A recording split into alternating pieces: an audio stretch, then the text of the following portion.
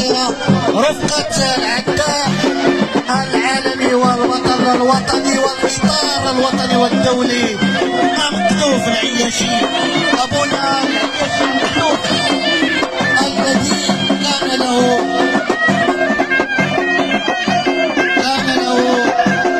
دور كبير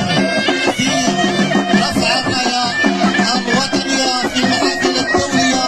وكان أول عداء على مستوى دائرة التاهلة عملت الإنتاز يفوز ببطولة العالم بالبطولة الوطنية عفوا في مسافة 1500 متر.